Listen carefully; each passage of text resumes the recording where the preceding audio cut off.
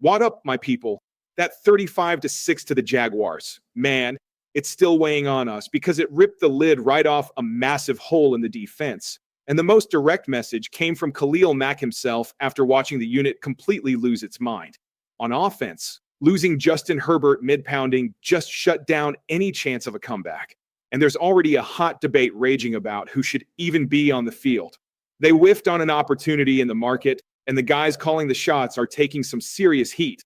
And what this opens up for the future has every single fan antsy as hell. But before we dive into this whole mess, I just need that same old support from you. Smash that subscribe button because it seriously helps keep this conversation alive between us. Hit the like button to spread this talk to all the Chargers fans out there. And stick with me because I'm bringing you everything that goes down with the team every single day without missing a thing. That beatdown from the Jaguars is still echoing because it wasn't just an ugly scoreboard. It was a sequence of errors that exposed everything the defense had been holding together by a thread. The team took the field knowing they had to respond right in the middle of a playoff race, but the whole damn game fell apart early. Losing Justin Herbert derailed any offensive rhythm, but the real gut punch was watching the defense get completely run over without being able to hit back. Jacksonville controlled the clock, the pace, and the turf however they wanted. And when Khalil Mack showed up after the game, you could feel in his tone that his patience had truly run out. No canned phrases, no prepared speech. It was pure emotion from a dude who lives every single snap. The impact of that inside the locker room is heavy because you can't just brush off a game where you give up almost 200 rushing yards and 4 touchdowns on the ground.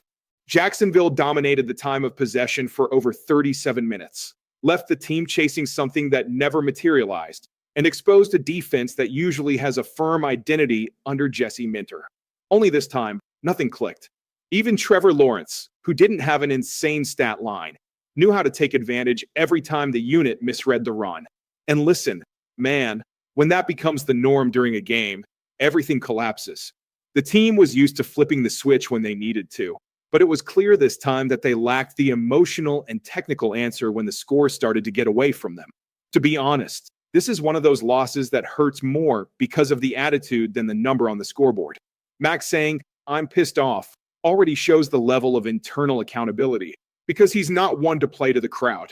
When he drops a, "I don't have panic in me," and says he's got "Nobi //H in my blood," he's making it crystal clear that the problem isn't a lack of effort.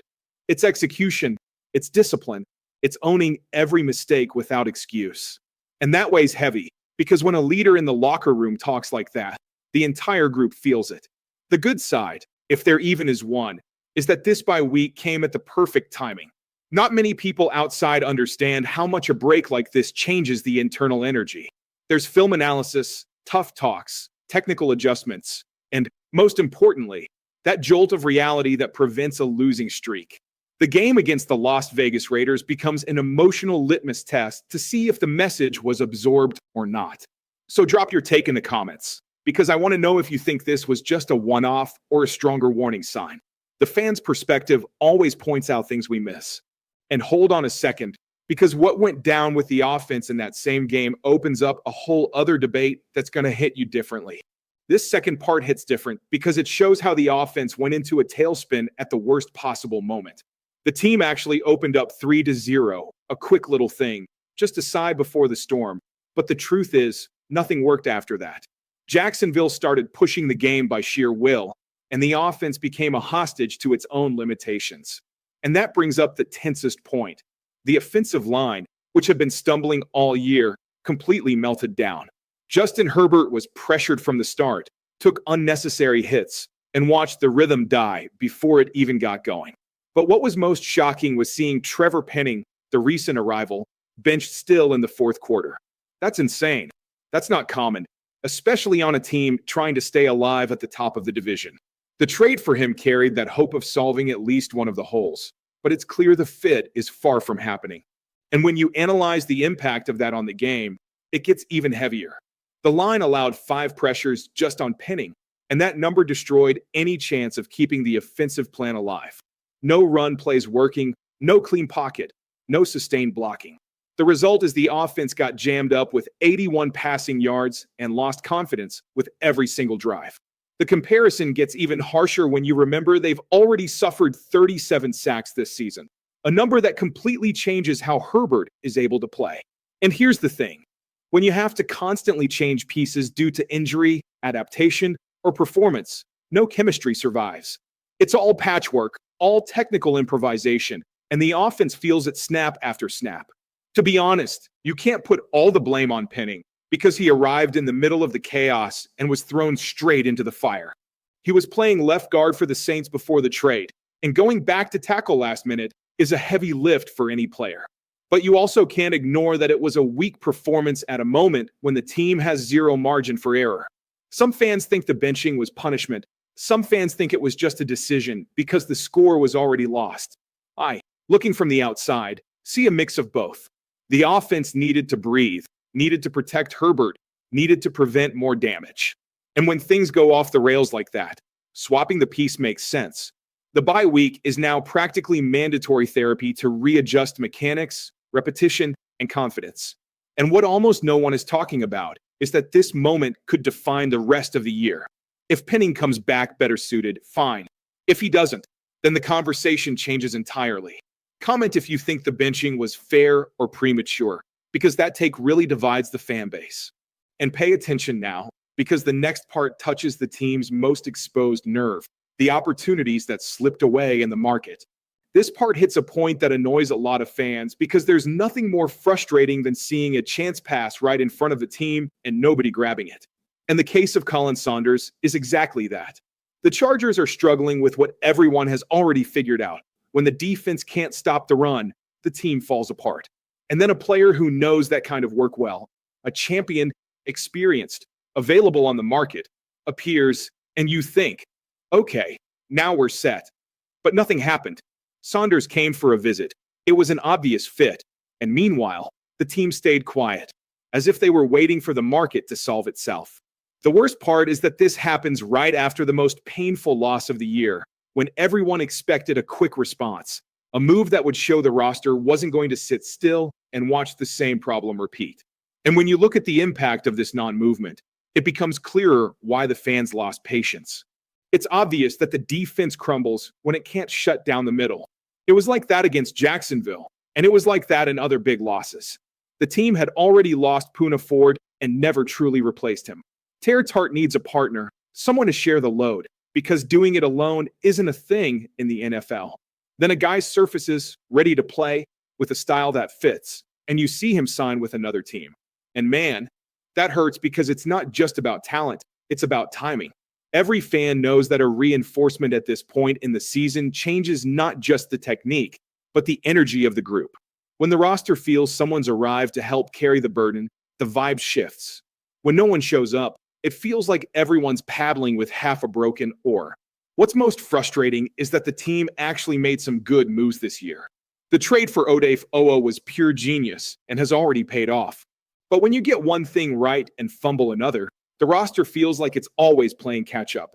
And this part bothers me because the offense is suffering too.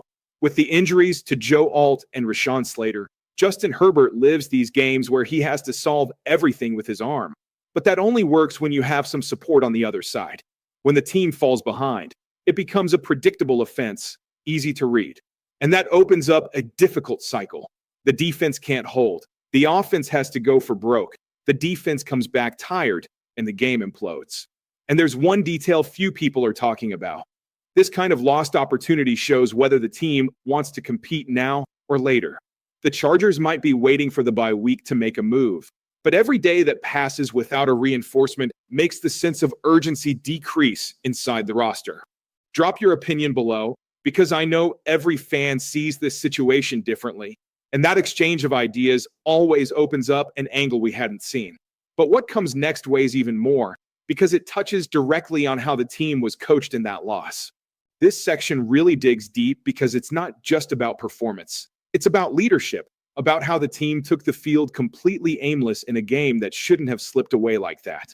The loss to the Jaguars was ugly, but what infuriated the fans wasn't just the score.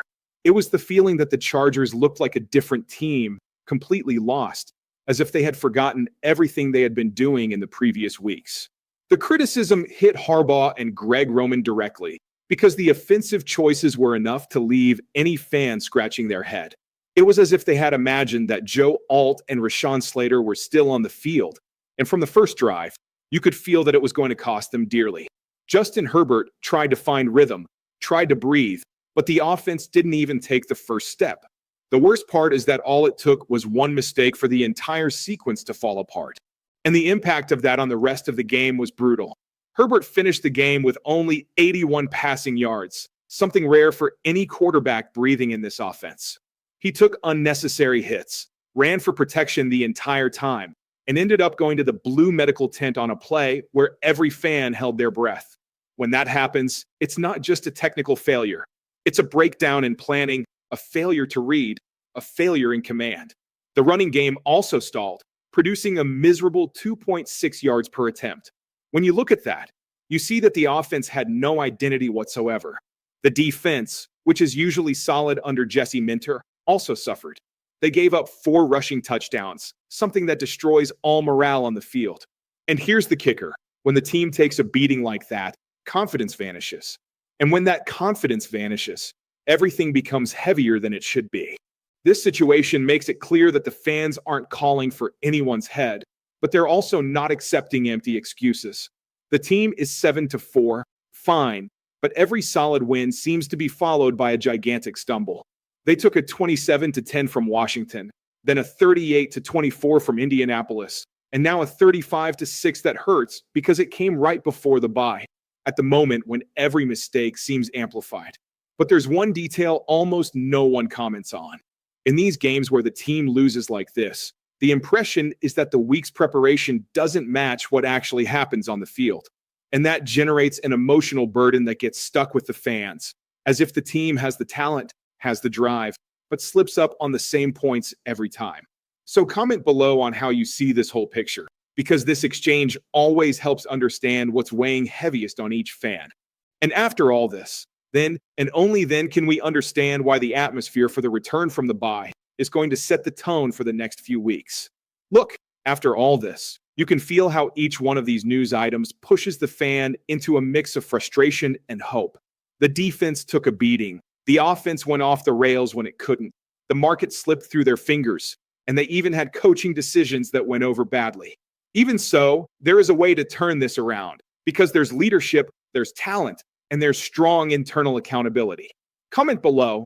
This space belongs to everyone who lives and breathes the Chargers. See you in the next video.